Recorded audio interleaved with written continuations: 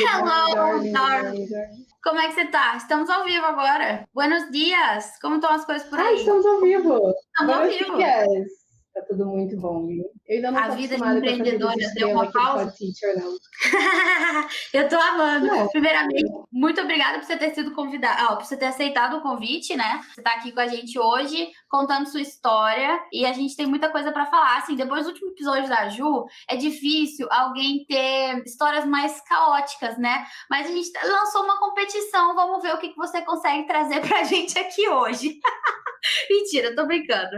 Mas conta um pouquinho pra gente de como é que é a sua história, o que aconteceu lá atrás. No meu contexto, a Ju foi da mentoria avançada, turma que encerrou esse ano, fevereiro, março? Não lembro nem quando encerrou. Fevereiro, foi fevereiro. Agora, eu quero que você conte a história lá do começo. Como é que foi a sua trajetória como professora? Como é que começou? Vamos lá, sei que sua formação, inclusive, a primeira não é essa. E aí, como é que é a sua história? É verdade. Não, perfeito, Elisa. Assim, eu acho que competir com a Ju não é possível, sinceramente. Mas, assim, a gente passou pelos mesmos lugares. Então, por mais que não seja uma competição, eu tava ali com ela ao vivo. Eu tava aqui no último episódio, realmente sentindo essa dor que ela passou. Porque, olha, é complicado, viu? Mas deixa eu falar da minha história. Primeiro, é um prazer estar aqui também com você. Muito obrigada pelo convite. Eu sou muito feliz de ter sido mentorada por você, porque fez toda a diferença na minha vida. E deixa eu contar então um pouquinho da minha história. Eu comecei, assim, se eu puder voltar um pouquinho além do que seria a minha vida profissional, eu comecei na escola como uma pessoa que encarava, assim, a escola, né, como criança, adolescente, aquela pessoa que às vezes se sentia indiferente em sala de aula, sabe? Não indiferente do meu ponto de vista, mas eu sentia que ninguém precisava de mim ali.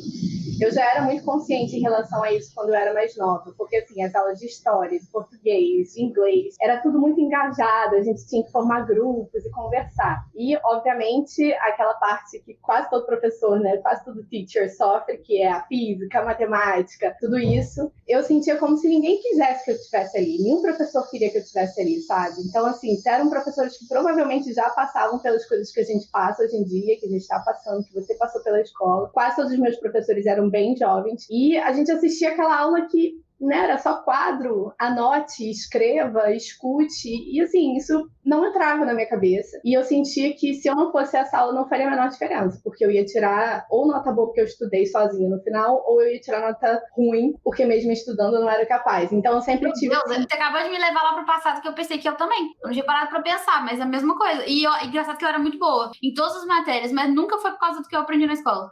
Olha aí, eu não era boa, assim, eu não era boa em matemática, não era boa em química. A primeira prova final que eu fiquei na minha vida foi francês, pra você ter uma ideia. Até em línguas eu tive problemas.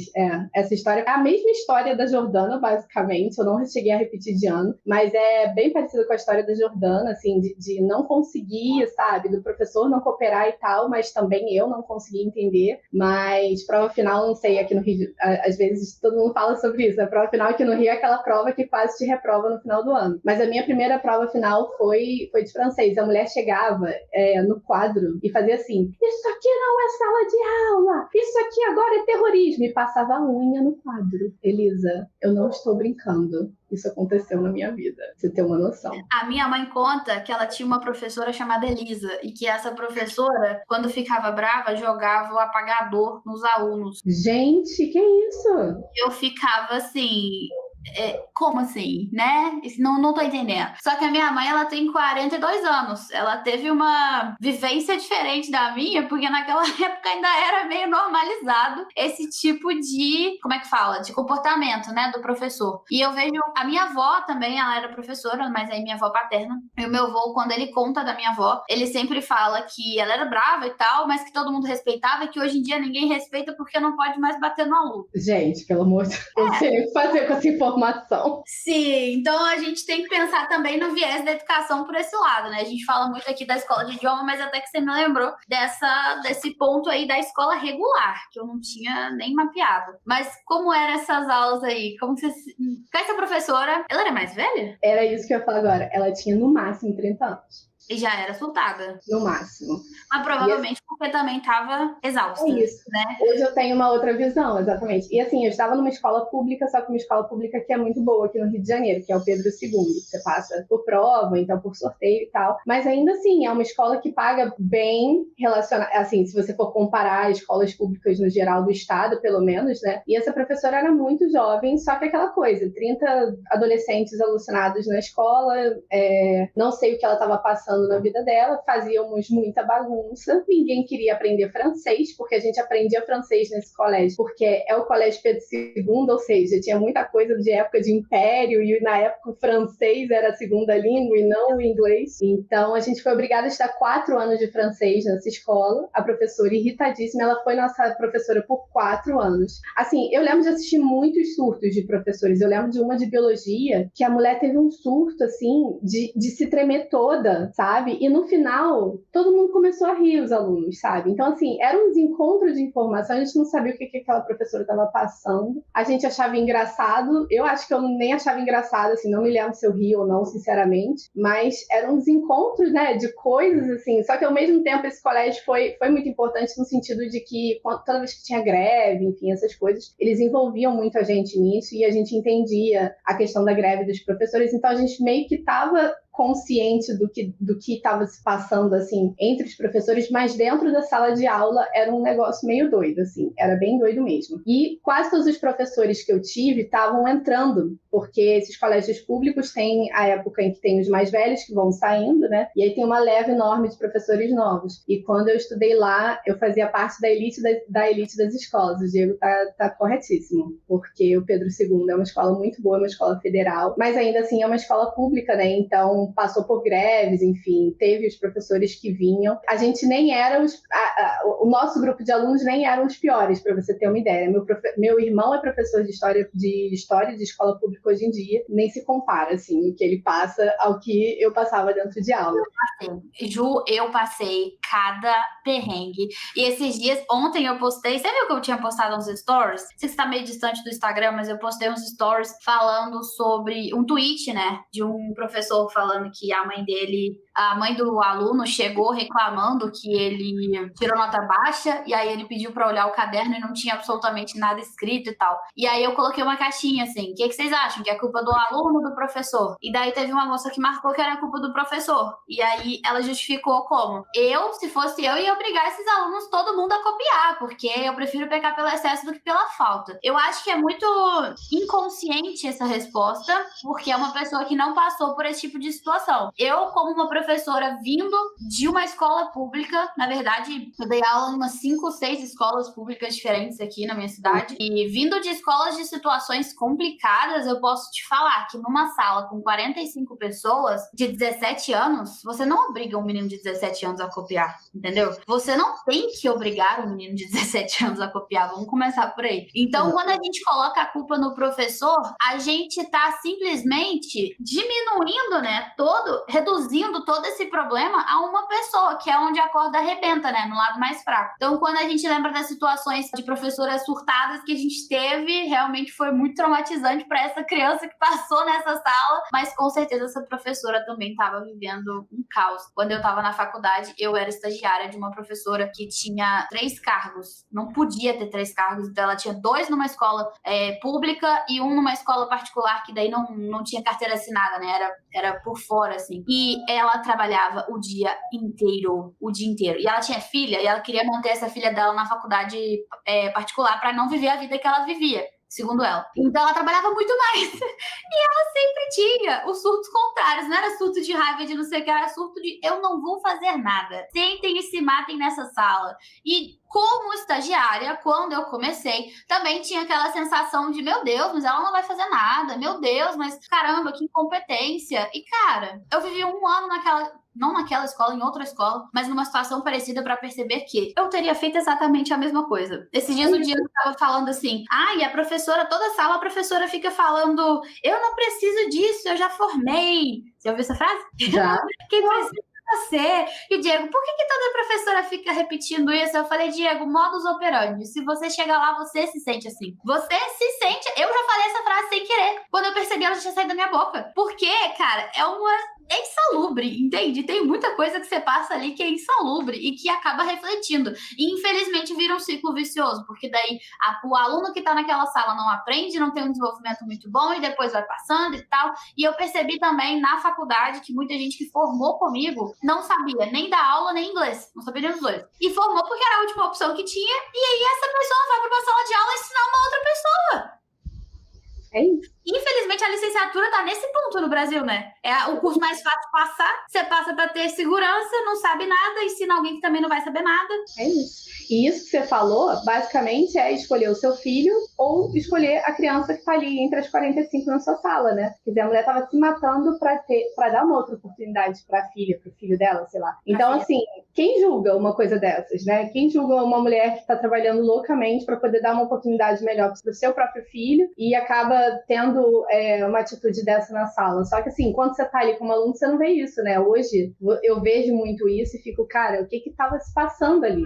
Uma mulher de 30 anos já desistindo de ser professora, então, assim, é muito sério isso, né, Elis? Assim, e eu acho que isso que você falou foi interessante, essa palavra aí, ó, desistir. Sabe o que eu percebi? Que muita gente tá desistindo, porque a gente ama a licença, a gente ama a docência, a gente ama dar aula, a gente gosta, a gente sabe que a gente é bom, a gente se sente realizado quando o aluno aprende, a gente sente como se o que a gente faz sentido quando um aluno consegue uma coisa nova, né? Dá aquele brilho no olho. E aí você sente que você vale a pena, e que o que você faz vale a pena. Só que quando você tá todo dia numa situação em que o sistema não te ajuda, isso acontece mais nas escolas regulares. Eu sei que na escola de idiomas também pode acontecer, mas na escola regular acontece muito mais. Você tem muitos alunos numa sala, é impossível atingir todos eles. A cultura dessa escola já é de ignorar as aulas de idiomas. As de idiomas sempre são o que mais se lascam. Tudo isso coopera para que suas aulas sejam muito desgastantes. E aí você começa a achar que você não gosta da docência. Então você começa a achar, pô, não nasci pra dar aula, pô, odeio dar aula, odeio sala de aula, odeio meu trabalho. E não é que você odeia a docência. Ensinar você gosta, você se sente animado,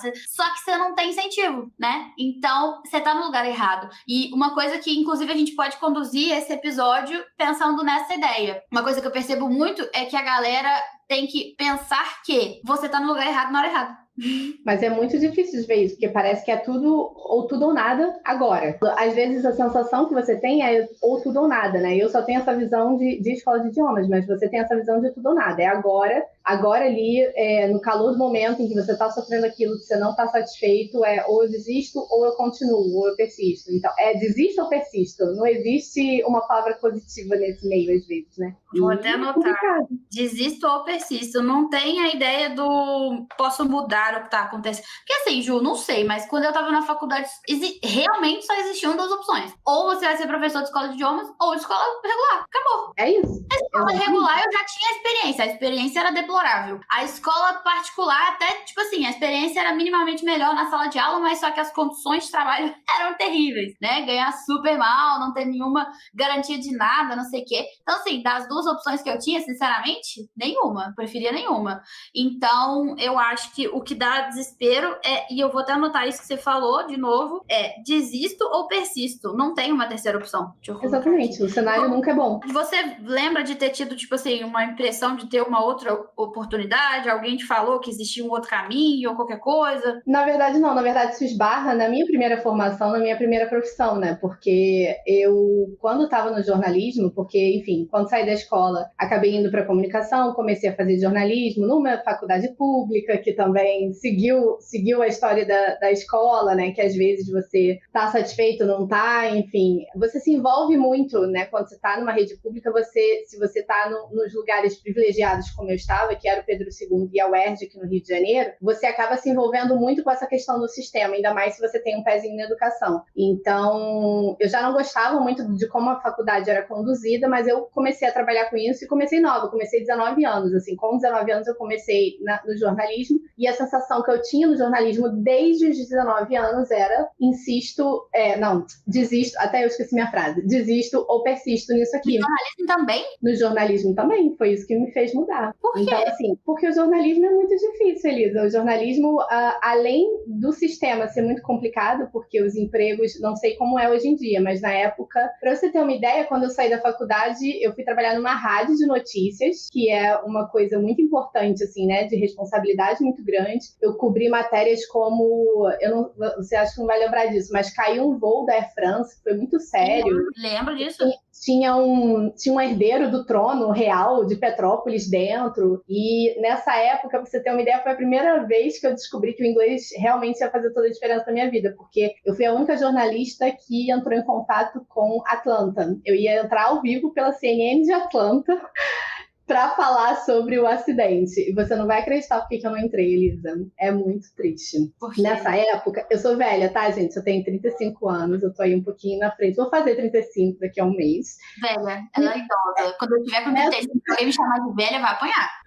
E nessa época, não tinha, cara, não tinha smartphone e não tinha Facebook. Só tinha Orkut. E eu só tinha perfil no Orkut. Pra me botar ao vivo, eles tinham que botar uma foto minha e tinham que... E aí eu ia entrar falando ao vivo em inglês lá sobre as notícias. Só que eles não tinham acesso ao Orkut, isso era uma coisa da América Latina, eu nem sabia. E como eu não tinha smartphone também, eu não entrei ao vivo por causa disso. Porque você não tinha Facebook? Porque eu não tinha Facebook pra eles pegarem uma foto minha, pra eles baixarem. Ai, cara. A gente também tem que pensar isso aí, né? Vez ou outra eu penso isso. Como a tecnologia, ela tem muito pouco tempo, né? E aí, tipo, caraca, olha o tipo de coisa que impedia. Hoje em dia, você, tipo, envia uma foto no WhatsApp. Acabou, não tem isso. Não, e assim, você tá com 24 agora, não é? É. Na sua idade, eu tava pausando o jornalismo e indo pra Irlanda, pra morar na Irlanda. Não tinha smartphone ainda nessa época, só tinha BlackBerry. Quando eu voltei em 2014, quando eu comecei a dar aula, que foi quando o smartphone, assim, fez parte da minha vida. Em 2014, meu Exatamente. Não tinha WhatsApp antes disso, a gente não lembra, porque a gente já tá tão dentro desse mundo, a gente não lembra, mas eu lembro. Mas pra você, então, que começou antes, né, dessa era aí tecnológica, e você viu essa era tecnológica chegar. Não, vou deixar você contar a história, mas depois eu vou querer saber como é que você fez essas adaptações na docência mesmo, porque você começou antes disso. Tá, você foi pra Irlanda por quê? Não, a docência veio depois, veio junto com a tecnologia, então foi mais tranquilo. Eu já entrei, já comecei a dar aula já com a tecnologia, com o WhatsApp, com o smartphone, com tudo mais sinistro, assim. Foi quando eu era jornalista que isso não acontecia. Então, o jornalista era rádio, basicamente. A gente entrava do rádio, ao vivo e tal, do telefone, tinha que grampear. Não era assim como você tá fazendo, bonitinha desse jeito, fácil desse jeito. A gente entrava pelo telefone, aí a pessoa tinha que apertar um botão para segurar a linha do telefone, e aí a gente entrava ao vivo da rua. Eu cheguei a trabalhar também em operação, dentro do estúdio e tal. Mas só voltando à questão do jornalismo do desisto ou persisto, assim, para você ter uma ideia, eu comecei num emprego grande, digamos assim, né, num estágio grande, e eu ganhava R$200 por dia. Tudo bem que R$200 por dia, ó, quem dera, por mês. Tudo bem que naquela época, R$200 já era muito mais dinheiro do que é hoje em dia, né? Mas eu ganhava 200, não tinha vale transporte, que foi assinado no ano em que eu entrei por Papai Lula. Foi ele quem assinou lá a lei de que era obrigatório. Então, assim, eu saí de lá com muita fama e pouquíssima visão de ter um emprego legal, entendeu? E eu gastava toda a minha energia ali. Era como se fosse um negócio voluntário, assim, parecia... Eu vou te falar, pra mim, tanto a escola de idiomas quanto os lugares que eu trabalhei como jornalista pareciam, assim, estágios. Parecia que são instituições que estão criando pessoas para ser estagiárias, porque estagiário faz o quê? Trabalha muito, ganha muito pouco, né? Para sair dali e ter uma vida de verdade ou desistir. Basicamente é isso. Então, quando eu trabalhava como jornalista, a compensação de fama, né, de você ter uma reputação era muito legal. E claro, se você persistisse muito lá na frente, você ia conseguir uma oportunidade melhor, você meio que saía do zero para muita coisa. Só que no jornalismo eu trabalhei, depois de trabalhar numa rádio, eu trabalhei para o governo do estado. E na época, quem era meu chefe está na prisão hoje em dia, para você ter uma noção. Trabalhei para o Detran, que não é um lugar legal de trabalhar como jornalista também. Então, assim, eu estava totalmente desiludida. E eu sou muito sonhadora, né? Você já viu como é que é lá no meu Instagram. Eu adoro sonhar, adoro falar sobre amor, não sei o quê. E no jornalismo, a visão que eu tinha do mundo era: o mundo vai acabar, vai ser o apocalipse daqui a pouco, e eu vou ser a pessoa que vou morrer primeiro na explosão terrorista. Eu vou estar lá com o microfone, entendeu? Ao vivo, narrando a explosão terrorista. Mas eu tô respeitando, tá? Não, eu sei. E eu vou estar lá com o microfone narrando o término do mundo, entendeu? Então, assim, graças a Deus... Então, que que era uma questão de segurança psicológica, né?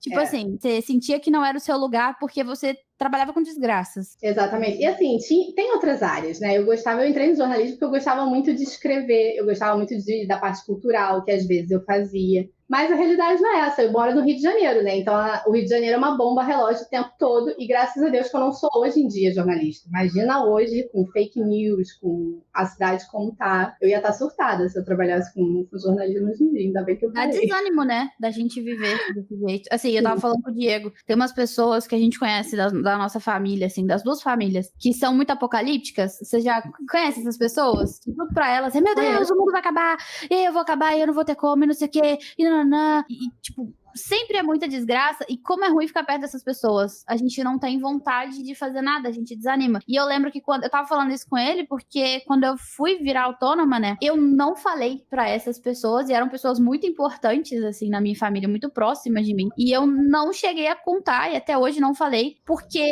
eu sei o quanto elas iam me desanimar por serem apocalípticas. A gente chama elas de apocalípticas.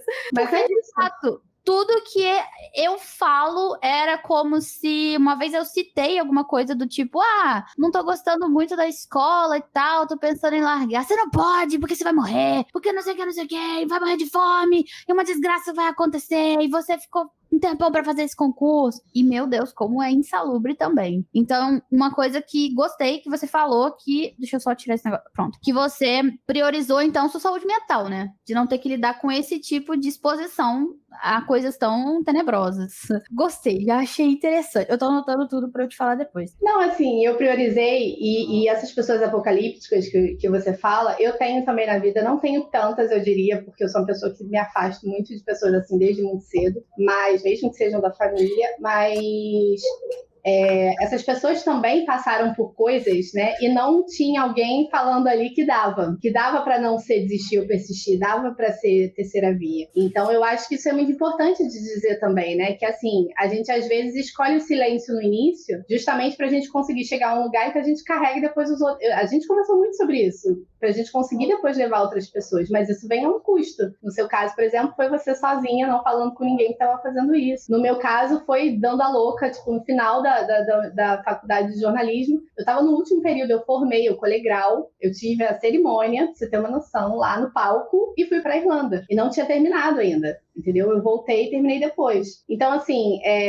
para minha mãe e para o meu pai, por exemplo, que são pessoas que sempre me apoiaram muito. A minha família de casa, a gente tem uma relação muito legal, assim, eu tenho muita sorte mesmo. Eu acho que eu caminhei por caminhos muito privilegiados e eu tenho muita sorte na minha casa, com a minha família em geral, não é só minha mãe, meu pai e meu irmão. Eles sempre me apoiaram muito em tudo, mas até eles também tinham uma visão do mundo assim como eu. Minha mãe e meu pai vieram de lugares que não existia outra opção senão casar para morar sozinho, por exemplo, sabe? Cara, eu quero muito falar disso. Putz, grila, como eu quero falar disso. Fala, mulher, fala. Cara, eu tava refletindo a questão de... Nossa, eu precisava ser com você, inclusive. Porque eu acho que a gente já teve essa conversa antes. Ia ser muito difícil ter com outra pessoa. Pensa comigo o negócio. Voltando à tecnologia. Começou em 2014, os smartphones, né? Do jeito que é hoje. Beleza. 2014, estamos em 2023, não tem nem 10 anos. 23, beleza, 23. Você falou 26. Não, 2023. Não tem nem 10 anos. Lá do ano 00. Claro que existiu antes, né? Porque isso é ano de Cristo, mas sei lá, desde lá atrás, quando começou, sei lá, 5 mil anos atrás, não sei quando é que foi. Até hoje. A tecnologia nunca esteve como ela está. E hoje, em um ano, a gente vive mais do que toda essa galera foi capaz de viver até hoje. Ontem eu fui numa palestra e esse cara falou uma coisa muito interessante que eu já tinha ouvido antes, mas que me lembrou. A gente tem hoje uma pessoa comum, tá? Não tô falando de uma pessoa rica, tô falando de uma pessoa, você, qualquer um que tá ouvindo a gente agora, tem mais conforto do que um rei tinha. Sim. Porque simplesmente o rei não tinha nem uma privada. Vamos falar a verdade. Então, a gente, de fato, tá vivendo uma realidade completamente diferente do que qualquer outra coisa já vista. E como tudo é muito rápido e muito novo, a gente acostuma muito rápido com esse rápido novo fácil. E o que acontece? Por que eu tô falando disso tudo? Porque eu penso que a gente tem a segurança, né, vindo dos nossos pais, da nossa família, de, esse trabalho é seguro, é assim que faz, não sei o quê. E aí a gente tem o medo do questionamento, porque sempre vem aquela coisa interna do, sempre foi assim, por que vai mudar agora? Não vai mudar. Se sempre foi assim, vai continuar. Só que, Ju, olha a revolução que a gente tá vivendo. em todos os campos. Então, assim, a minha mãe é uma que sempre fica assim, a Elisa é muito sonhadora, desde criança. A Elisa é muito sonhadora, ela fica achando que vai mudar o mundo. Aí ela acha que não sei o quê. Eu acho sim, porque eu questiono, eu vou atrás de não, eu duvido, sim, tô nem aí se sempre foi assim, eu vou duvidar, eu vou questionar, eu vou ir atrás. Essa semana eu caí no golpe do Pix, eu fui lá no Procon, porque houve um vazamento de dados meus, vazaram todos os meus dados e tal. Eu fui no Procon contra essa empresa, o Procon falou, você não vai conseguir nada não, ninguém nunca consegue. Eu falei, tá bom, mas eu vou tentar, porque se eu não tentar, aí que não consegue mesmo. E eu não tô fazendo isso por mim, eu tô fazendo por idosos, porque eu sei que se vazaram os meus, vão vazar de idosos. Eu não permito uma coisa dessa. Então, assim, e o cara falou, cara, achei legal a sua atitude, porque você tá tentando fazer uma coisa diferente, mesmo sabendo que não vai dar certo. Eu falei, fã ou hater? Mas eu falei, obrigada.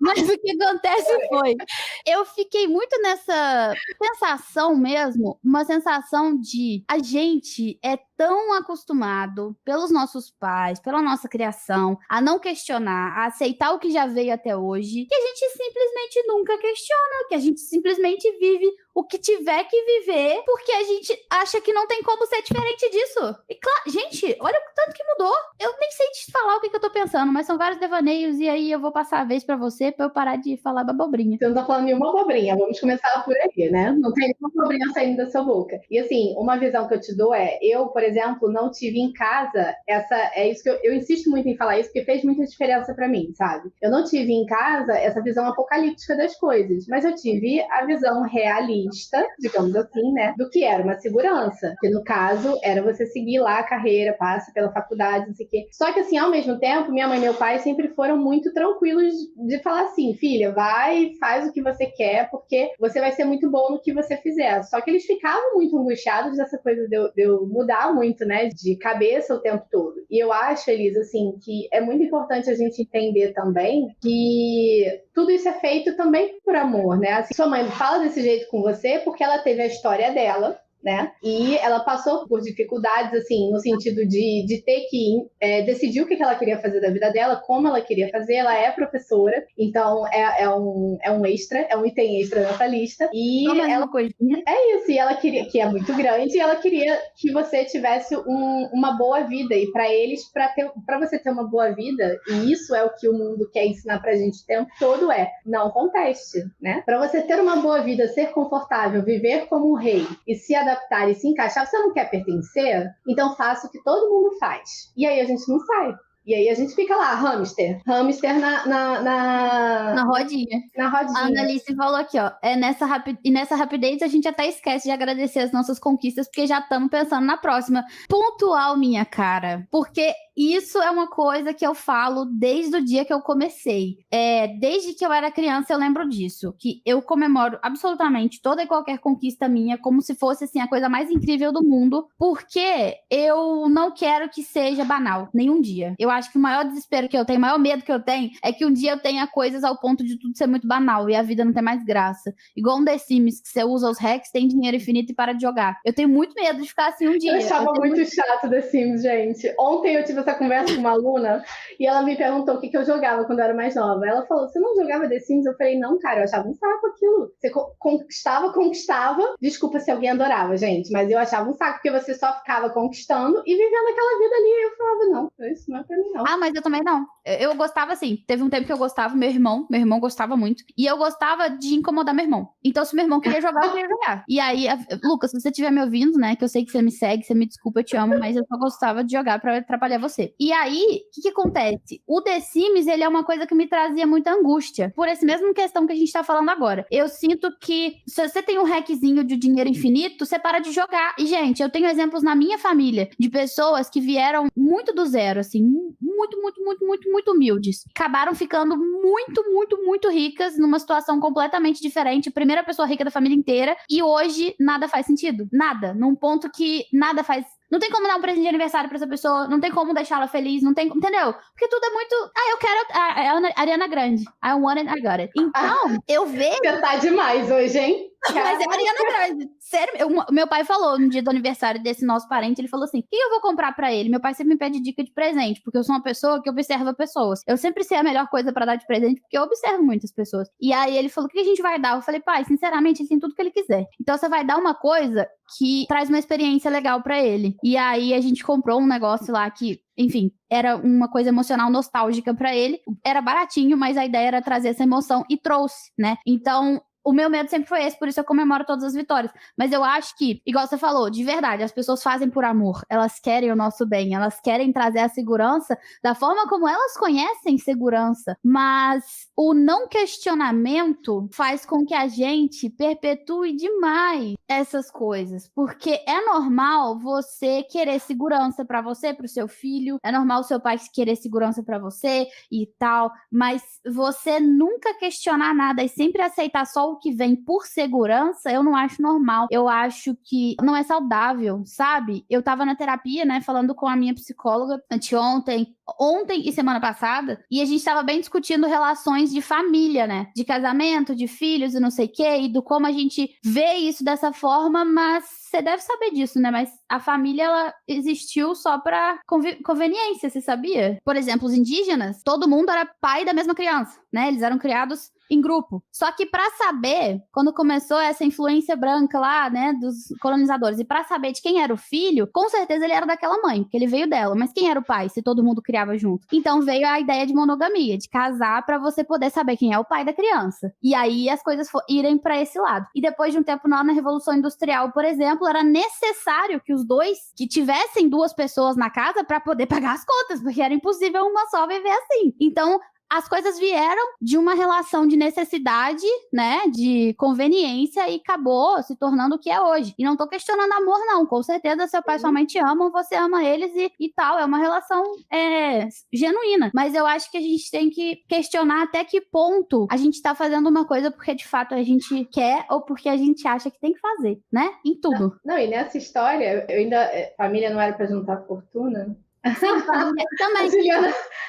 A ideia era essa na Revolução Industrial, por exemplo, né? Que as mulheres tiveram que começar a trabalhar. E aqui a gente vem com outro ponto, que vem com o episódio da Ju da semana passada. Lá na Revolução Industrial, as mulheres começaram a ter que trabalhar, senão não tinha como manter a casa. Só que você parou pra pensar que ninguém virou pra elas e falou assim, ô filhonas, agora vocês vão trabalhar, então não precisa mais cuidar das crianças, não. Ou não precisa mais cuidar da casa, não. Não, simplesmente a bonita já tinha 2 cargos e botaram mais um. Mais um, é isso. E aí agora tá a gente trabalhando igual uma desgraça, sem questionar, porque sempre foi assim. Quando eu era babá, que eu já fui babá, eu trabalhava numa família... Eu fui também, só que eu Você fui foi lá também? fora. Babá de não, uma menina mesmo. iraquiana. Nem eu falava ai, meu Deus. Não sei qual é a língua que eles falam. Que vergonha. Também não sei. Mas eu não falava a língua dela. Ah, não. Era afegã, menina. Eu não falava a língua dela, ela não falava a minha língua. Ela tinha 2 anos, não falávamos inglês. E aí eu fiquei só 2 semanas, né? Porque eu não sabia direito como cuidar dela.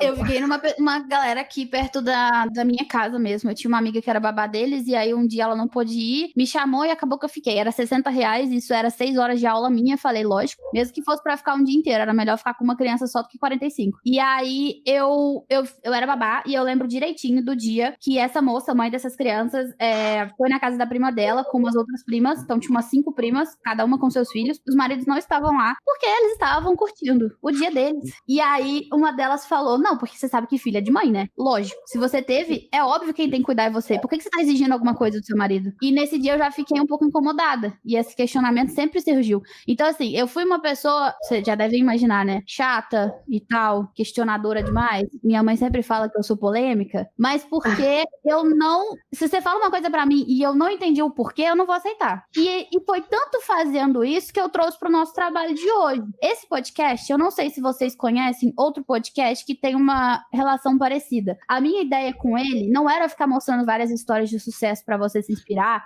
ou ficar contando várias histórias nada a ver, ou ficar fazendo fama. A minha história era de contar que outras pessoas passam por problemas igual você, têm histórias terríveis igual você, e como é que elas resolvem. Isso aqui é sobre o bastidor. Por quê? Porque eu acho, Ju, que a gente não ter acesso a outras pessoas assim, faz com que a gente ache que o normal é ser assim. Porque a gente não vê outras relações de exploração, né? Uhum. É isso. E assim, e aí a gente já vê, às vezes, como você tá, só continuando o que você tá falando, às vezes a gente vai ver isso quando a gente já tá num estado, assim, com a última peninha caindo, entendeu? E ou a gente cai em coisas que não são legais pra gente, como muita gente aí que fala o que a gente tem que fazer e que não vai abraçar todas as feridas que a gente teve nesse processo, ou então a gente desiste, ou então a gente tem um troço, quase um AVC. Vamos lá, vamos listar aqui o que as suas alunas já falaram. Uma pré-AVC, já teve aluna com AVC, já teve aluna, enfim, com surtos psicológicos. Quantas alunas não chegaram a esse Teve aluna que perdeu o cabelo porque ela estava tão estressada que ela começou a ter problemas de cabelo mesmo. Teve aluna que entrou em depressão severa e engordou 40 quilos. Eu engordei 30 quilos quando eu tive isso. São várias coisas, né? Que a gente tem que parar pra pensar. Que não é só o desistir. Ele envolve muitas outras coisas junto. Burnoutinho, como diz a Ju. Burnoutinho, seu amiguinho, vamos dançar? Então, o que pega a gente, é o que a Annalice falou. A vida de aula particular, ela é muito solitária e eu acho, Ju, que não é visto como um emprego, né? Dar aulas particulares é só um bico, porque ninguém te falou que era um emprego. Só por isso. Exatamente. Mesmo. É exatamente isso. É exatamente isso. E vou te falar. E a gente sabe que os alunos, às vezes, a pessoa que vai te procurar também não tem muita noção. Então, quem tem que colocar as regras, quem tem que falar o que precisa é você. Só que você não está acostumado com esse tipo de relação. Então, são muitas relações, são muitas coisas a você se abrir a fazer, né? E é difícil mesmo. E aí, voltando à história, só para falar essa questão dos meus pais, eles sempre me apoiaram muito, sempre tiveram muito medo das minhas empreitadas, mas foram eles também que giraram a chave para eu virar autônoma. Porque foi a minha mãe que virou para mim. Nem contei como eu comecei enfim, vou voltar aqui rapidinho, mas acho que para ficar dentro desse assunto, foi a minha mãe que falou assim: Juliana, se hoje você sair da escola e começar a empreender 100% e não dá certo, né? Você não gostou, não deu certo. Daqui a 6 meses, você acha que você consegue um emprego de novo? Ela me falou isso. E eu falei: consigo, porque eu nem falei aqui, mas o meu primeiro emprego com 18 foi de professora de inglês. E quando eu voltei da Irlanda, eu não precisei de um diploma para conseguir uma vaga de professora de inglês. Eu sou uma pessoa que vou bem numa entrevista de emprego, eu tenho minha experiência, se não der certo eu vou conseguir. Mas eu falei: mãe, isso não é uma opção, eu não quero começar isso. Ela falou: pô, mas se o seu medo é a instabilidade, depois você volta. Então, quer dizer, a minha mãe, a mesma pessoa que me passou essa segurança toda durante a minha vida, foi a pessoa que falou pra mim: Juliana, se nada der certo, você volta pra trás. Mas ela falou: eu tenho certeza que vai dar, porque eu nunca te vi assim. Então, é isso, essa questão de não ter uma instabilidade, de não ter uma estabilidade quando você resolve empreender, e você fala muito isso, e você me pegou muito nessa. Eu sou um peixinho, gente, nadando no laguinho,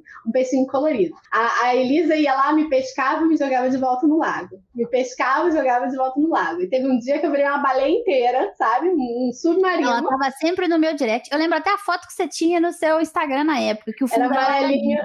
Era amarela, eu achei que era laranja. Aí ela todo dia no meu direct. Era amarela. Era laranja? Era amarelo. Ela falava comigo sempre, e eu ficava assim: essa menina aqui, ela não tá vivendo a vida que ela quer, ela já entendeu que a escola não tá sendo legal, só que ela tem medo. E todo dia ela tava ali. Ela concordava com tudo que eu falava, mas ela continuava com medo. E eu ficava: eu acho que um dia ela vai acabar saindo, mas eu não vou ficar cutucando, não. Vamos ver o que vai ser. Eu cutucava assim, sem ser ela exatamente. Eu cutucava todo mundo e ela pegava junto. Mas ela mesma não cutucava, só que ela tava sempre falando comigo. E aí, como que foi essa história? Como é que você me achou? Tudo que você falava me cutucava. E eu não sei se sou geminiana e sou participativa. Gente, eu sou aquela aluna que vai levantar a mão e vai participar o tempo todo. Então, tudo que você falava, eu respondia. E eu sou assim, no geral, no Instagram com as pessoas também. E eu acho que eu falei com você foi ano passado, quando eu tava no ápice, corrigindo 300 provas, num curso de idiomas de crianças. Eu estava corrigindo 300 trabalhos, 300, não é mentira, 300 trabalhos num curso de idiomas que era voltado para crianças. Como é que crianças, 300 trabalhos a serem corrigidos, gente, pelo amor de Deus. Eu não conseguia entender isso, entendeu? E dando nota, era assim, era uma grade, aí você ia botando a notazinha lá com lápis, tinha que somar as notas no final. Então, assim,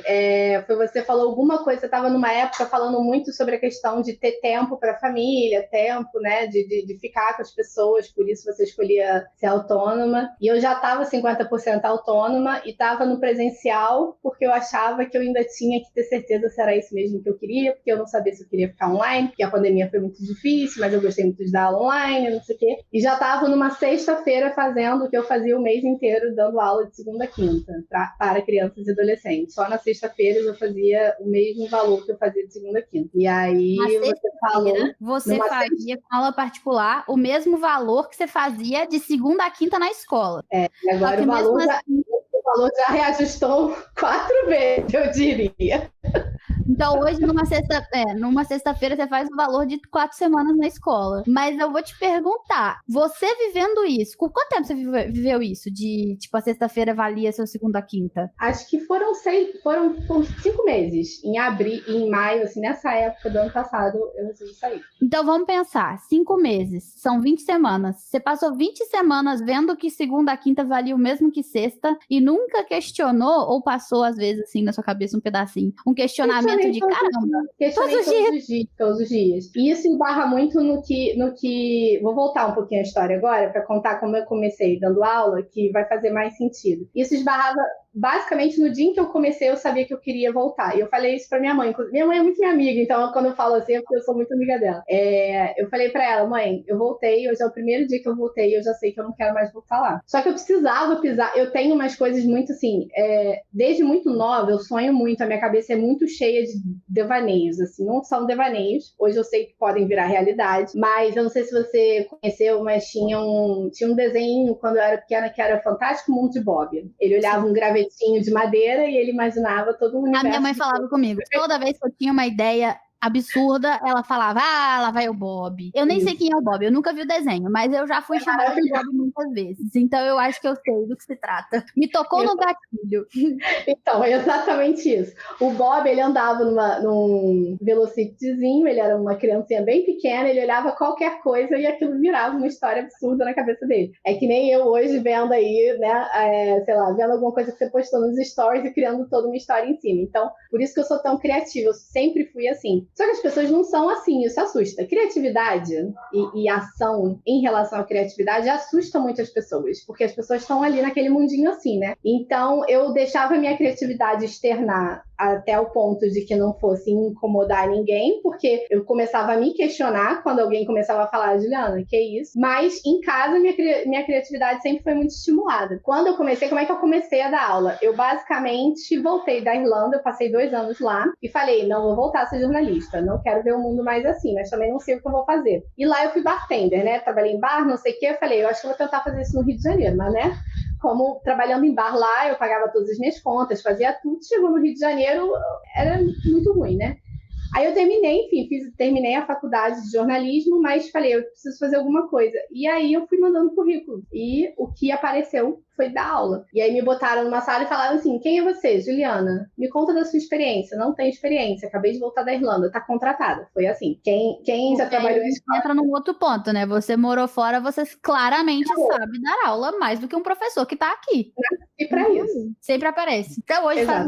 E aí, quando eu entrei numa franquia grande de idiomas, que é a mesma que a Ju trabalhou, que é a mesma que o Diego trabalhou, não na mesma unidade, não passei, talvez, eu não passei nem metade do que eles passaram, mas eu trabalhei na mesma marca, né? E aí eu entrei e eu lembro que tava o caos na época que eu entrei e uma professora que tinha 20 aulas estava se demitindo. E aí o que eles fizeram? Te deram as 20 aulas. As 20 aulas. Sendo que o treinamento estava marcado para ser assim, você vai sentar ali naquela mesa, você vai ler o TG. Eu adoro isso. Você vai ler o TG, o Teacher's Guide, que é no final do livro, e aí depois você me conta o que você entendeu sobre a nossa metodologia e sobre a forma, o que você entendeu sobre dar aulas. Eu falei, tá bom. Aí eu sentei assim na aula, na sala de aula sozinha, né? Abri assim o livro, e aí quando eu tava lendo o primeiro parágrafo, alguém abriu a porta desesperado e falou, Ju, quê? O que você vai fazer nas próximas 5 horas? Eu falei, não sei. Acho que eu vou treinar. Acho que eu vou ficar aqui treinando, né? Treinando, lendo o TG. Ah, não, tá. A menina tal saiu, ela tem 20 turmas. Você quer trabalhar? Eu falei, quero, mas como assim? Não, vem comigo. Pegaram um livro que estava na minha mão, me botaram dentro de uma sala e falaram, vai, essa é a sua turma a partir de agora. Aí eu olhei assim, tinham 10, né, adolescentes de 16 anos, como você falou, 16, 17, você não obriga ninguém a fazer nada. Aí eu sentei e eu não sabia o que fazer. Eu falei, o que eu vou fazer, gente? E era assim, era um nível intermediário para avançado já. Eu nunca tinha ensinado gramática pra ninguém, entendeu? E aí eu simplesmente... A Ju aqui tá aprovada. Tá, ela falou, tô apavorada. Ô, Ju, deixa eu te falar. Eu não tô entendendo. Como assim? Eles só te largaram dentro da sala? Tipo, não. Eles me largaram só, me botaram dentro da sala. Eu estava em mãos com o TG, que é o tesouro, né? Claro. É o segredo de dar aulas. Segura. Você estava pronta. Eu cheguei, deixa eu te falar, eu cheguei 14 de fevereiro, eu lembro do dia, no Brasil. Dia 20 de março, eu estava dentro da sala de aula, sendo que eu fui chamada para treinar, sem ser paga, inclusive, né? No dia 19, entendeu? Aí me botaram na sala nesse dia seguinte. E aí, vendo aqueles adolescentes, eu falei assim, gente, eu não vou fazer isso, eu não vou.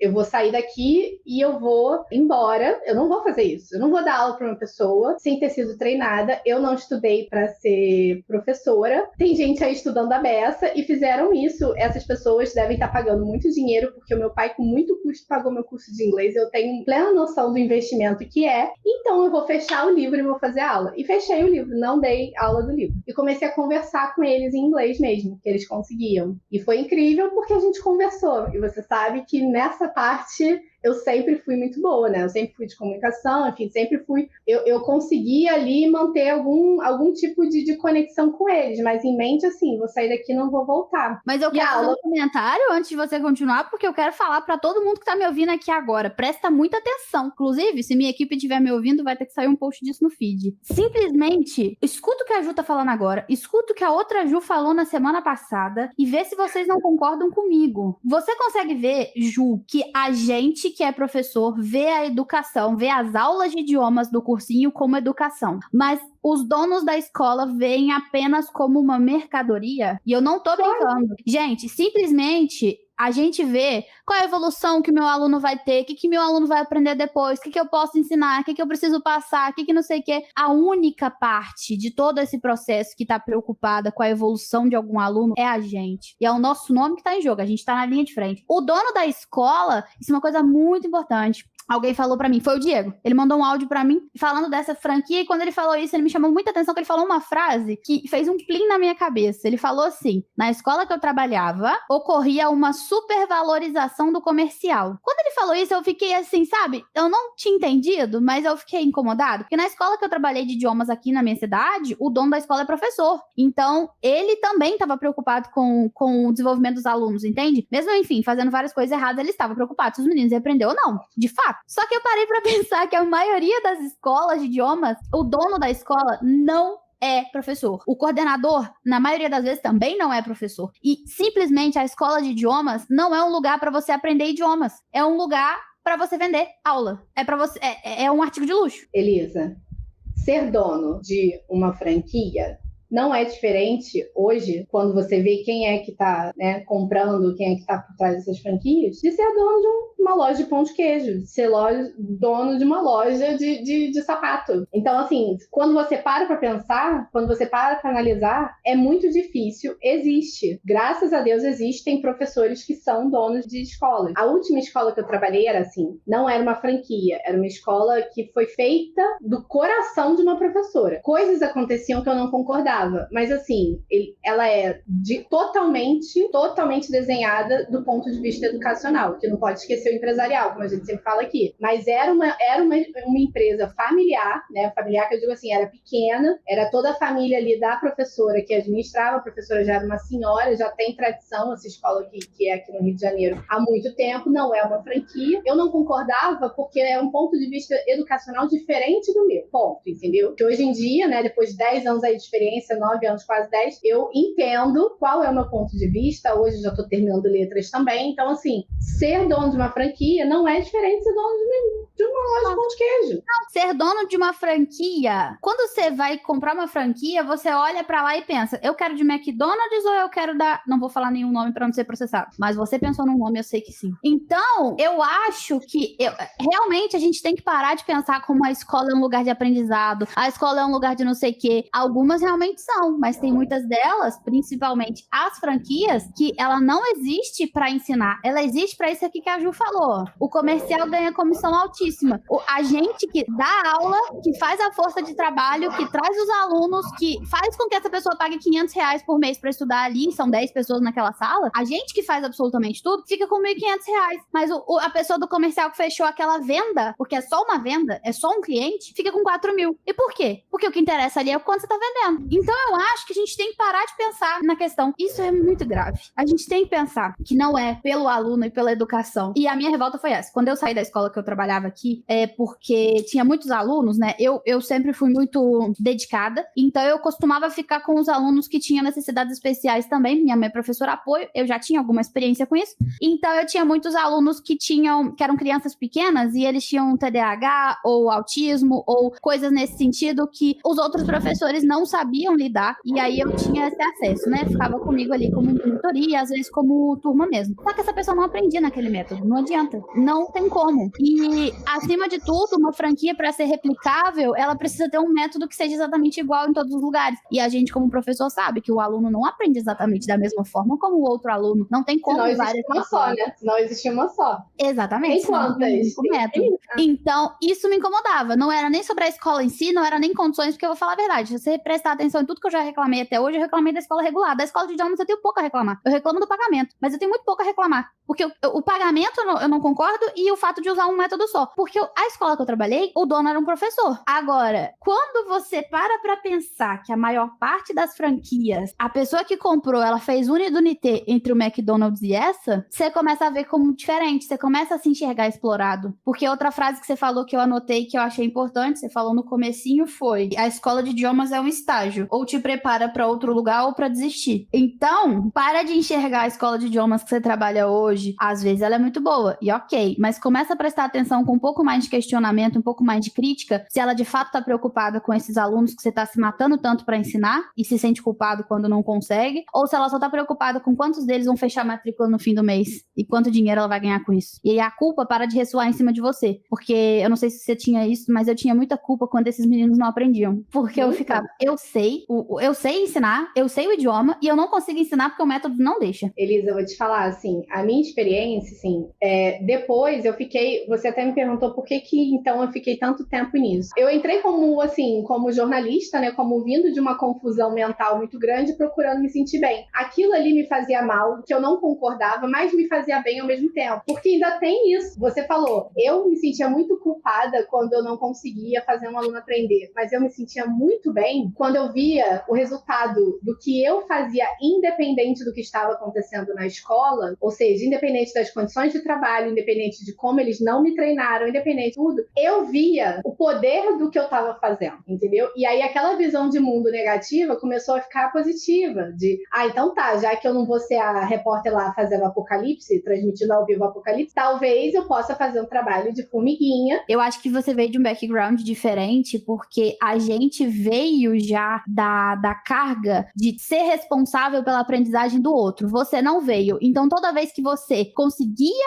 que o aluno aprendesse, você se sentia muito animada. Só que o nosso é obrigação. Esse aluno aprender vem de nós. Ah, não, se não aprendeu, a culpa é sua. Então, no nosso, como a gente já tinha essa carga muito grande, que a nossa obrigação é essa, quando não atingia, vinha a culpa. Pois é. E acho que a resistência, a maior resistência que eu tinha era, se em algum momento isso deixar de fazer sentido pra mim, eu tenho outro lugar pra ir. Porque eu sou jornalista, porque eu já tinha morado fora, eu podia ir pra fora de novo e começar uma terceira via, entendeu? Então, pra você ter uma ideia, eu demorei 5 anos pra decidir fazer letras. Então, assim, eu vivi aquilo ali, eu achava que eu podia juntar dinheiro. Em 2017, eu decidi voltar pra Irlanda porque eu falava, não vou ser professora. Eu amo ser professora desse jeito aqui. Mas isso não é vida. Eu não vou viver assim pra sempre, sabe? Não acho que quero entrar numa escola. Meu irmão não tá feliz na escola em que ele tá trabalhando. Então, eu vou voltar. Sem plano nenhum. Ou seja, plano nenhum era melhor do que tá ali. E aí, em 2017, eu decidi voltar. E um dia antes de embarcar, eu quebrei minha perna, fiquei 5 meses de cama, sem andar, e não pude voltar. E aí eu poderia voltar depois desses 5 meses, mas ao mesmo tempo, quando eu fiquei aqui, que eu tava de cama, de castigo pensando, eu resolvi dar uma segunda chance pra isso, e foi quando eu comecei a fazer letras, enfim, comecei a investir mais em querer ser professora. Mas comecei letras pensando, não dá pra viver com dinheiro daqui da escola de idiomas, então eu vou viver de uma escola, né? Vou trabalhar numa escola. Elisa, a primeira entrevista que eu fiz durante a pandemia com uma escola, eu falei, eu não vou trabalhar nunca numa escola. Eu não tenho filtro, eu acho, para trabalhar numa escola. Porque só a entrevista já me dava tanta noção do ponto de vista da educação corporativista mesmo, com educação empresarial que estava sendo feita ali. E assim, uma escola que era uma vaga para crianças de 3 anos de idade, de 4 anos de idade, que eu falei, eu não vou. E foi aí que eu vi que depois desse tempo todo, porque eu não acreditava que eu conseguia, de fato, confiar em mim como professora, porque eu vim desse background diferente, como a gente falou, que eu fiquei 6 anos nessa história, entendeu? E por conta da pandemia, de trabalhar online,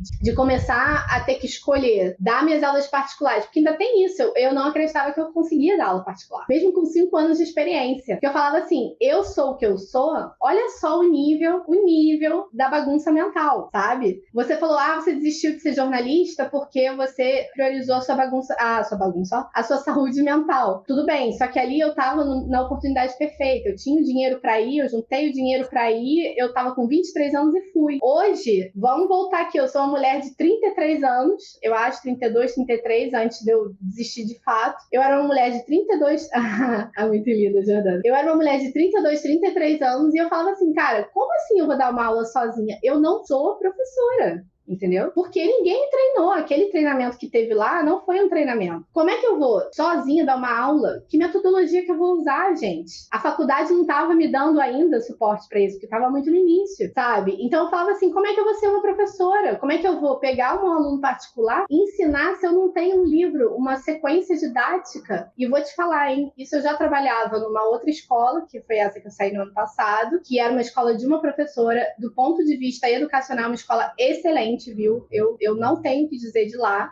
Pagamento é muito melhor do que em muitos outros lugares também, mas eles eram muito focados em conteúdo, que é uma coisa que eu entendo também, né? E depois da pandemia eu senti essa falta da conexão com as crianças. Acho que foi até a Jordana que falou que as crianças voltaram muito loucas, uma atitude totalmente diferente, enfim. E não tinha como abrir o livro e ficar fazendo exercício do livro, gente. A gente acabou de sair de 2 anos de gente morrendo, de criança vendo gente morrendo, de criança vendo a sua infância se dentro de casa, sem amigos, sem nada, sabe? Então não tinha. Então foi isso que mais me fez sair da escola, além do tempo que eu queria passar com a minha família, enfim, a qualidade de vida que eu queria pra mim. Mas o que mais me chamou a atenção foi, durante a pandemia, a primeira aluna que eu aceitei veio de uma escola que eu saí. Porque quando eu saí, ela falou, eu só consigo ter aula com você. E eu aceitei que ela pagasse o valor que ela pagava na escola. E era um valor baixo para uma aula particular, muito baixo. Mas eu aceitei, porque eu falei, ela vai estar trocando o que ela tem lá por mim. E eu não sei se eu consigo oferecer para ela aquilo que ela merece, sei lá, enfim. Só que a partir daí, muito rápido, é aquilo que a gente fala, quando a gente começa a empreender,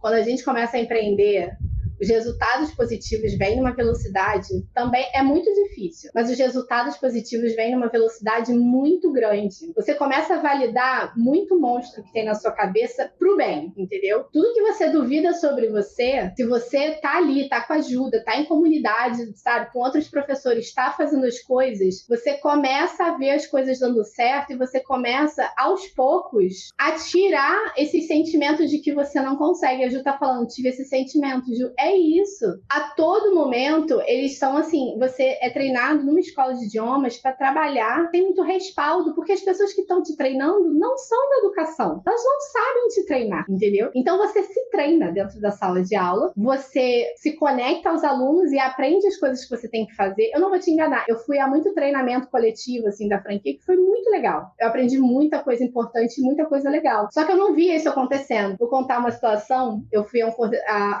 cheguei a ser da coordenação. E aí eu fui a um evento que a professora perguntou assim, a gente pode fazer isso numa sala de aula? E eu respondi, sim. E a mulher ficou muito nervosa e falou, claro que não, na frente de 120 pessoas. E depois ela veio me pedir desculpa e ela veio falar, eu sou professora. E o que você respondeu que sim é um absurdo. Eu não deveria ter falado daquele jeito na frente de todo mundo, mas eu fiquei à flor da pele de você ter falado isso. Eu falei, mas isso foi o que me ensinaram. Ela, eu sei que foi o que te ensinaram. E foi por isso que eu acabei falando na frente de todas as pessoas. E não poderia ter falado. Não sei se fez sentido essa história, porque é difícil me falar os nomes e as coisas.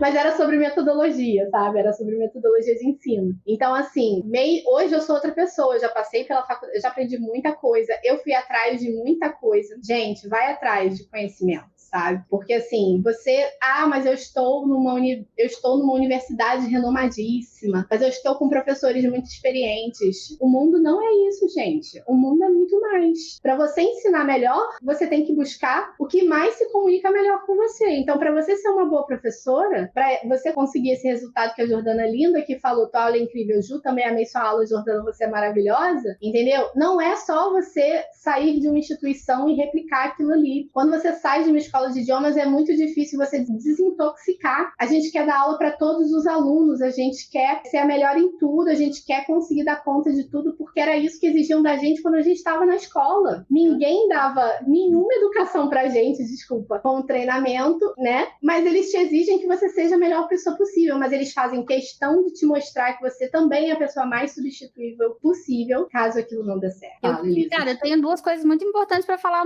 junto com isso aqui que você falou, tipo assim, meu Deus. Uma coisa que eu vou falar é o seguinte, a Ju acabou de falar, mesmo que você esteja em uma universidade renomadíssima, busque conhecimento. A gente entra na faculdade e acha, eu vou aprender tudo o que eu preciso saber e pronto. Gente, quantos dos seus professores viveram a realidade que eles te ensinaram a trabalhar? E quando eu estava na universidade, nenhum dos meus professores, eu estou falando zero de inglês, tinham sido professores em uma escola regular. Absolutamente todos, 100% deles, saiu da graduação direto para o mestrado e para o doutorado e me ensinaram a dar aula numa escola pública, sendo que eles nunca tinham dado. E aí um dia que uma professora falou, um professor, quando ele é bom de verdade, se ele quiser, ele não precisa de quadro, de material, de nada. Da cabeça dele faz uma aula incrível, perfeita, os alunos vão colaborar e vai ser incrível. Se você não consegue é porque você não é bom o suficiente. Eu falei, quantas vezes você entrou numa escola pública na sua vida? Ela calou a boca e ficou puta de ódio. Me desculpa o palavrão.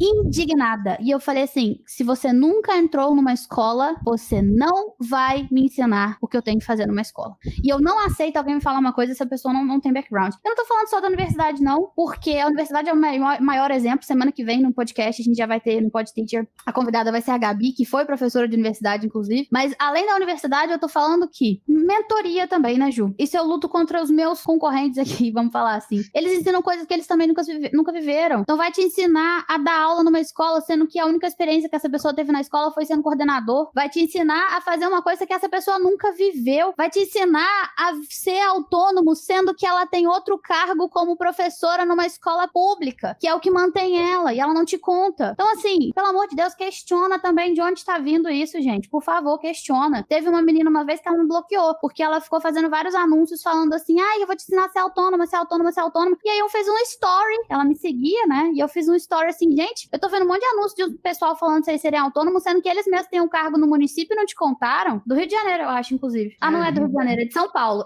O sotaque dela é bem carregado pra São Paulo. Por quê? Aí ela me bloqueou e ficou indignada, falando, você tá me atacando de graça? Eu falei, não tô te atacando. Eu tô falando que o que você tá fazendo é incoerente. E eu nem citei o nome dela, mas é incoerente. É feio isso que está acontecendo. Isso é um comentário que eu queria fazer. Questiona muito de onde vem essa pessoa que tá te ensinando, porque essa pessoa, ela só tá agindo como se ela soubesse mais do que você. Mas não necessariamente ela sabe, sabe? Ponto número 1. E o segundo ponto que eu quero fazer agora, até um mini merchan pro Pod Teacher, é o seguinte, vou apresentar a tela aqui pra vocês. Estão vendo esse desenho aqui? Esse desenho diz muito. Que quando você é esse peixinho aqui, e a sua amiga é esse peixinho, e tem uma outra, a Ju é esse peixinho, e a Jordana é esse, e o Diego é esse, e a Gabi é esse, e a Elisa é esse. Não tem como mesmo a gente fazer nada. Desculpa, se você quiser isso depois, fala de novo. Pinta, porque a setinha tá muito pequena, eu acho, o que você tá mostrando. Tá. Não, mas é porque o laser tá saindo também, vou fazer colorido. Não, o laser, quando você põe o cursor em cima, não tá aparecendo quase isso, agora tá melhor. Dá pra ver? Obrigada. Tá. Então, ó, se você, vamos supor que você é esse aqui, a Ju é esse, e a Elisa é esse, e a Jordana é esse, e o Diego é esse. E ninguém se conhece. Nunca vi nenhum de vocês. Não tem como. A Ju é do Rio de Janeiro, a Jordana mora no Paraná, o Diego também no Rio de Janeiro, eu moro em Minas Gerais, Gabi mora no Canadá. Tá todo mundo disperso. Os professores de idiomas estão dispersos. A gente não tem com quem contar. Claro que o peixão vai pegar a gente. A escola de idiomas, ou a escola regular, ou o sistema, claro que ele vai pegar. Porque quando você tá sozinho, você não tem como correr. Mas quando todo mundo se une, a gente forma um peixão muito maior. Então, quando todo mundo aqui no podcast bota a boca no trombone e fala, eu passei por tal coisa, eu passei por aquela outra, eu sofri isso e aquilo, isso dá força para outros professores saberem que não estão sozinhos. Uma revolução não é feita com alguém sozinho, é feita com todo mundo junto. Então, o que eu tô querendo dizer aqui, né, o lado meio militante, mas o que eu tô querendo dizer com isso tudo é, compartilhe esse podcast com seus amigos. Pode até que não seja professor de idiomas, mas pode ser que essa pessoa conheça outro professor de idiomas. O que eu estou fazendo aqui dá voz pra vocês, entende? O que eu tô fazendo, pode ver que esse podcast não é monetizado, eu não ganho nada com isso aqui. Só que o que eu tô fazendo é dar voz. Eu quero que vocês enxerguem outras pessoas que vivem isso, eu quero que vocês parem de aceitar tanta coisa ruim, eu quero que vocês escutem outras histórias pra saber que dá pra fazer e compartilhem com os colegas, porque é importante a gente trazer esse conhecimento, né? Eu acho que é o que você tinha falado, é o negócio da caverna do Platão, né? Você aprendeu, você tem a sua obrigação de ensinar pra outra pessoa também. Compartilhe antes que seja censurado, porque eu tenho certeza que eu vou ser processado um dia. Então, compartilhe enquanto ainda dá, e é isso, entendeu? Muito. Isso que você tá falando, Elisa, é uma coisa que eu queria muito falar aqui também, que foi muito importante na minha experiência, né? Muita gente hoje me conhece como professora ou já me viu numa sala de aula e não entende a insegurança que eu sentia por eu não ter começado como professora, né? Porque eu venho dessa mentalidade de que eu tenho que estudar primeiro para fazer depois. Quando tudo mudar, vocês têm que estudar de novo. Tá aí o ChatGPT, tá aí a Elisa tendo que estudar para ensinar, para conseguir ser o que ela quer hoje, porque se ela quer ser uma pessoa que ajude vocês a ser o peixão, que traga vocês para o peixão ser a gente, ela tem que estudar no meio dessa loucura que ela vive, que é a empresa dela, que é o que ela faz, que ela está aqui, como ela falou, não monetizando. Então, ela precisa estudar para poder passar isso adiante. E vocês vão ter que estudar a vida toda. Então, assim, é importante estudar. Não existe não estudar para fazer as coisas. A gente tem que fazer as coisas com responsabilidade. E quando a gente estuda, tudo fica mais fácil. Tudo. Primeiro, que a gente conhece as pessoas que estão atrás do mesmo conhecimento que a gente. Segundo, porque as engrenagens começam a funcionar na nossa cabeça, né? E, além disso, fazer ao mesmo tempo, sabe? Não fica, cara. Não fica esperando. Nada é pra sempre, Ju. Se fizer dieta e academia por 1 ano, você vai ficar esbelto o resto da sua vida? Não. Se você estudar engenharia de 1990 até 2000, sei lá, e aí até hoje é a mesma engenharia? Não é. Até hoje é a mesma arquitetura? Não é. A medicina? Não é. Até exame de proficiência, a maioria é de 2 anos, então, assim... Não tem como. Isso é uma coisa que eu vejo também. O pessoal critica muito. Ai, nossa, como é ruim ter que continuar estudando. Ai, como é ruim ter que não sei o quê. Gente, se o aluno estuda idioma por, sei lá, 1 ano e nunca mais ele vê, você acha que ele vai saber a mesma coisa? Isso não é de uma coisa só, isso é de tudo. A gente precisa continuar pra gente continuar crescendo. O conhecimento é importante. Ele te dá voz, ele te dá vida, ele te dá vontade de fazer coisas. E a gente, quando tá muito estagnado, né, sem ter muito pra onde ir, é porque a gente não tá estudando. É porque a gente não tá crescendo. A gente tá parado naquela mesmice. Tem muita gente que, de fato, quer viver a mesmice. Tem muita gente que, não, eu quero esse trabalho pro resto da minha vida. O famoso nasceu pra ser servidor público. Ele quer aprender uma única vez, entrar na escola e ficar ali o resto da vida. Tem muita gente que é assim. E, assim, né, tudo bem. Só que eu recomendo que vocês estudem. E se você quiser ser autônomo, não é tendo a mentalidade de CLT nem a mentalidade de servidor público. Autônomo é isso aí. Ele muda, ele é flexível, ele aprende, ele cresce muito e muito rápido, igual a Ju falou. E agora a gente tem que caminhar pro fim, que eu tenho os hot seats ali, mas eu quero te perguntar uma coisa. Depois que você me conheceu, resume aí o que aconteceu pro pessoal saber o fim da sua história. Era justamente isso que eu queria falar. É muito importante vocês entenderem nessa questão de estudo que a vida de vocês, gente, não é o Instagram. Eu insisto muito nessa coisa, porque a gente tem o Instagram como um monstro muito difícil na nossa cabeça. E é difícil sim. Tá? Eu sou de comunicação e para mim não é fácil estar ali. É uma coisa que você tem que aprender a usar, mas a sua vida, a sua carreira, a sua empresa não é só o Instagram, entende? Então, assim, quando você toma decisão, tudo começa a desabar muito rápido em cima de você. Porque, de repente, não tem ninguém mais colocando as coisas na prateleira para você. Só que, ao mesmo tempo que você tem tudo isso desabando em cima de você, você tem a liberdade de agora ser a sua mão que vai colocar tudo na prateleira. Só que tem prateleira que é muito alta, porque você não foi ensinado a alcançar aquela prateleira muito alta. E para isso, para lidar com essa rapidez que as coisas, tanto negativas quanto positivas, acontecem, é muito importante você encontrar gente que esteja te orientando nesse período, né? E foi isso que aconteceu com a Elisa. Eu segui a Elisa há muito tempo, interagia, como ela falou, há muito tempo com ela, e durante todo esse tempo eu já estava trabalhando isso na minha cabeça, mas eu precisava chegar ao ápice para finalmente tomar a decisão. Eu entrei na formação antes de terminar o meu aviso prévio. Eu entrei na formação antes, porque eu já estava meio autônoma e eu sabia que sozinha não estava do jeito que eu queria. Eu sabia que com 33, 34 anos que eu estava no passado, eu queria sair e já começar a ver a minha empresa se formando. Quando eu saí, comecei a estudar com a Elisa, no início da formação, entrei na mentoria avançada, fiz tudo ao mesmo tempo. Foi muita informação, eu não consegui fazer todas as tarefas, não consegui cumprir tudo. Só que até hoje eu tô colhendo os frutos daquilo que aconteceu. E não é do dia pra noite que acontece, sabe? Só que assim, quando você tá num grupo de professores, quando você tá em comunidade mesmo com as pessoas e discutindo e perguntando o que as pessoas acham e fazendo desse processo coletivo e entendendo que não é competição, gente, não é competição. Você não tá competindo com ninguém, tem espaço pra todo mundo. Você não tá competindo com seu colega, você tá competindo com a escola de idiomas, pensa assim. Gente, eu colaboro, por exemplo, com a Lara, que é uma pessoa que tem exatamente o mesmo nicho que eu, que também foi aluna da Elisa. Então, assim, entenda que, por exemplo, quando você tá numa mentoria bem direcionada, você vai achar pessoas que estão vivendo o mesmo momento que você. Faz muita falta não estar ali dentro.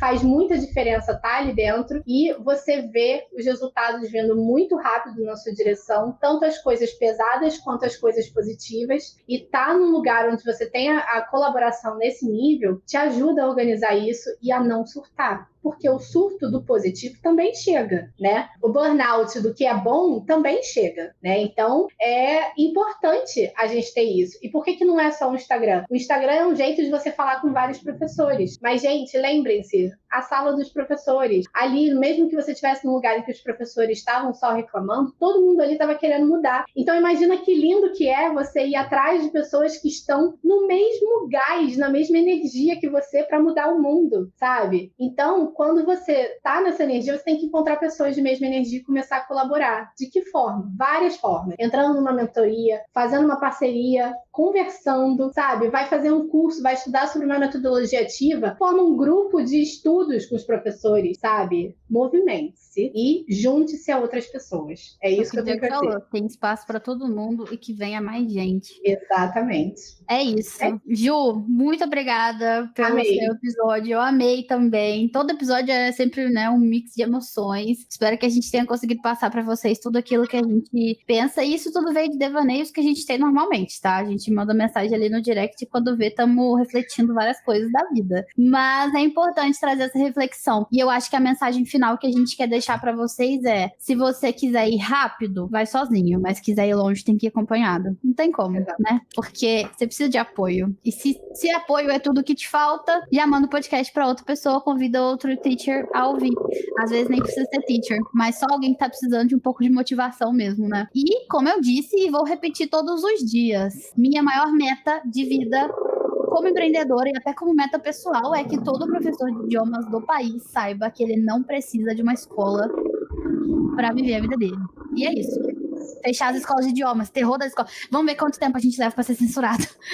Ju, muito obrigada por ter aceitado o convite de aparecer com a gente. E obrigada por vocês terem assistido, gente. Esse episódio vai para o Spotify na quarta-feira, provavelmente. Mas vocês têm outros episódios para assistir aqui no YouTube e no Spotify também. Hoje a Michelle falou que correu 6 km ouvindo a gente. Vocês podem fazer o mesmo. Um beijo.